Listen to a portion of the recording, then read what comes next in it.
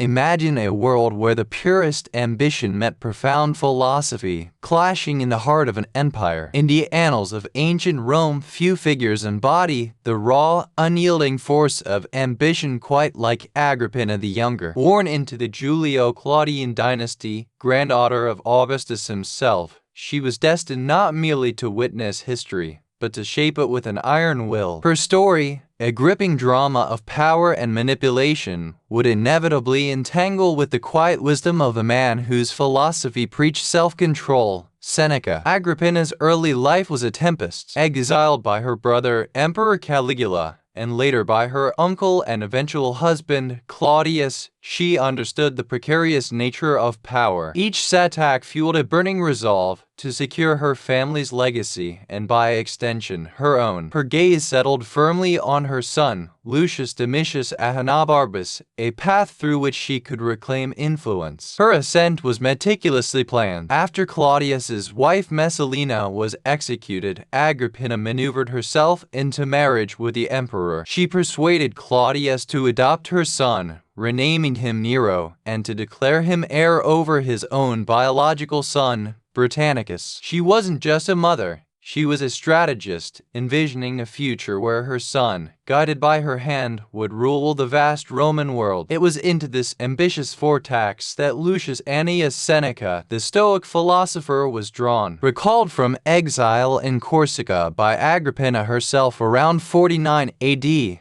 Seneca was tasked with tutoring the young Nero. Agrippina saw in Seneca not just a brilliant mind, but a respected figure whose presence would lend legitimacy and intellectual gravitas to her son's education and eventual reign. Seneca, a proponent of Stoic principles, virtue, reason, and control over one's emotions, had a clear vision. He aimed to mold Nero into an ideal ruler, a philosopher king guided by justice and moderation. For years, he poured his wisdom into the young prince, hoping to instill the resilience and ethical framework necessary to navigate the treacherous currents of imperial power. He believed in the potential for good. When Claudius died in 54 AD, Nero ascended to the throne, still a teenager. The early years of his reign, often called the Quinquennium Nerinus, were surprisingly stable and just. This period is largely credited to the moderating influence of Seneca and the Praetorian prefect, Sextus Afranius Burrus. They worked in tandem to counter Agrippina's increasing attempts to exert direct control, attempting to guide Nero towards responsible governance. But Agrippina's ambition was a force of nature, not easily contained. She saw Seneca and Burrus as obstacles to her absolute power over Nero. Her constant interference, her public displays of authority, and her possessive grip on her son began to chafe the young emperor. Nero, growing into his own, increasingly resented his mother's overbearing presence, dreaming of a freedom she seemed determined to deny him. The inevitable clash escalated. Nero's desire for independence, coupled with Agrippina's refusal to yield, led to a tragic conclusion. In 59 AD, Nero, tired of his mother's machinations and perhaps fearing her capacity for intrigue, orchestrated her murder. It was a dark turning point, a definitive break from the virtuous path Seneca had so carefully laid out, and a stark display of Nero's escalating ruthlessness. Seneca, in a profound moral compromise, crafted a letter to the Senate justifying Agrippina's assassination. Whether out of self-preservation, a desperate attempt to maintain some influence over Nero, or a grim acceptance of political reality, this act stained his philosophical integrity. He was caught between his Stoic ideals and the brutal exigencies of imperial power, a dilemma that haunts us even today. With Agrippina gone, Seneca's influence waned rapidly. Nero, now unrestrained,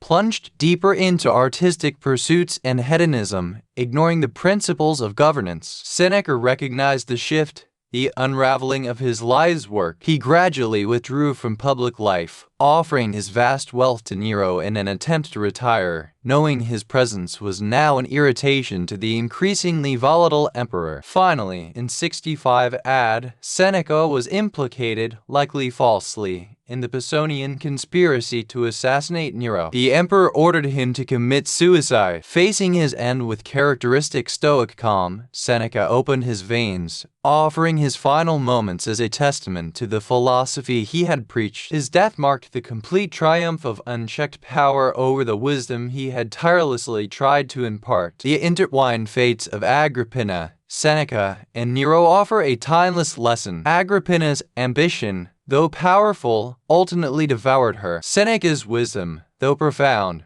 proved insufficient to truly tame the beast of imperial power. Their story reminds us of the delicate balance between seeking influence and maintaining integrity, a tension we all grapple with in our own lives. How do we navigate ambition without succumbing to its darker currents? Consider how your own ambitions align with your deepest values, and join us next time as we explore another figure who sought true freedom.